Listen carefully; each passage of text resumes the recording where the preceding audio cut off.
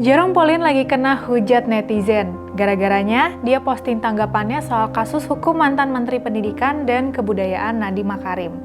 Bukan karena dia bela Nadiem, tapi karena dia ngasih informasi yang miss, menyebut Nadiem sudah dihukum dengan hukuman 18 tahun penjara.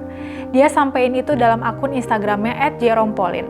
Lihat Mas Nadiem di penjara 18 tahun, ujung-ujungnya semua orang berkualitas dan berintegritas bakal takut masuk atau bekerja sama dengan pemerintah, tulisnya. Informasi itu salah besar, karena faktanya sampai sekarang Nadiem belum divonis hakim. Yang ada, dia baru dituntut oleh jaksa dengan tuntutan 18 tahun penjara dalam kasus dugaan korupsi pengadaan Chromebook di Kemendikbudristek. Nah, gara-gara postingan Jerome ini, banyak netizen yang percaya dan mereka menyampaikan kegundahan yang sama. Mereka merasa hukuman itu terlalu berat dan bikin orang-orang profesional jadi takut buat masuk ke pemerintahan. Tapi masalahnya informasi yang disampaikan Jerome itu salah. Ingat ya, dalam hukum pidana Indonesia ada perbedaan besar antara tuntutan jaksa, putusan hakim, dan vonis inkrah. Tuntutan itu baru permintaan hukuman dari jaksa. Hakim nanti masih bisa menerima, mengurangi, bahkan membebaskan terdakwa kalau dianggap tidak terbukti. Jadi ketika publik figur bilang seolah-olah seseorang sudah dipenjara, itu dianggap bisa menggiring opini publik. Salah satu kritik yang paling keras datang dari akun @ahmad_ali_mudin. Dia bilang, Nadiem itu belum dipenjara 18 tahun bro, tapi baru dituntut 18 tahun oleh jaksa penuntut umum. Nah ini beda banget, tuntutan itu belum vonis. Dia juga ngingetin kalau setelah tuntutan masih ada pledoi atau pembelaan sebelum hakim memutuskan vonis akhir. Menurut dia, framing yang salah bisa mempengaruhi perspektif publik. Nah, kasus Chromebook ini sendiri memang besar. Kejaksaan menuduh ada dugaan korupsi dalam proyek pengadaan laptop Chromebook dan Chrome Device Management untuk program digitalisasi pendidikan. Nadiem dituntut 18 tahun penjara, denda 1 miliar rupiah, plus uang pengganti sekitar 5,6 triliun. Setelah sidang, Nadiem terang-terangan mengaku kecewa. Ini adalah hari yang sangat mengecewakan, ucap Nadiem. Dia juga mempertanyakan kenapa tuntutannya dianggap lebih berat dibanding beberapa kasus kriminal besar lainnya. Kenapa tuntutan saya lebih besar daripada pembunuh? Tuntutan saya lebih besar daripada teroris, katanya.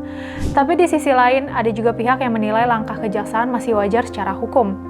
Sejarawan senior Anhar Gonggong termasuk yang cukup keras mengkritik Nadiem Makarim.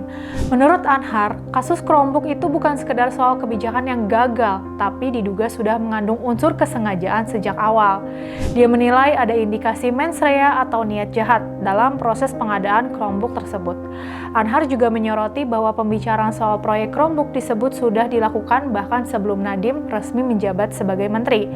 Tokoh lain seperti Profesor Mahfud MD juga pernah bilang secara yuridis formal bukti-bukti kasus ini dianggap cukup untuk dibawa ke pengadilan. Tapi menariknya, Mahfud juga bilang dia belum tentu percaya Nadiem menikmati uang korupsi itu secara pribadi. Menurut Mahfud, masalahnya bisa jadi ada pada prosedur dan pengambilan kebijakan yang dianggap bermasalah. Jadi sekarang publik benar-benar terbelah. Ada yang merasa Nadiem sedang dizolimi, ada juga yang merasa proses hukum harus tetap dihormati sampai hakim memutuskan. Buat kami di Gerakan PIS, kita tunggu saja sampai proses hukum selesai. Kita nggak perlu buru-buru menganggap Nadiem pasti koruptor, tapi kita juga nggak boleh langsung menganggap semua proses hukum ini pasti kriminalisasi. Karena negara hukum butuh ketelitian berpikir. Tuntutan jaksa bukan vonis hakim, dan opini media sosial bukan pengganti proses pengadilan. Semoga publik figur setara Jerome juga bisa lebih hati-hati ke depannya dalam memakai istilah hukum. Bukan untuk membungkam pendapat, tapi karena satu kalimat viral bisa membentuk persepsi jutaan orang. Apalagi masyarakat kita sekarang gampang banget kepancing framing.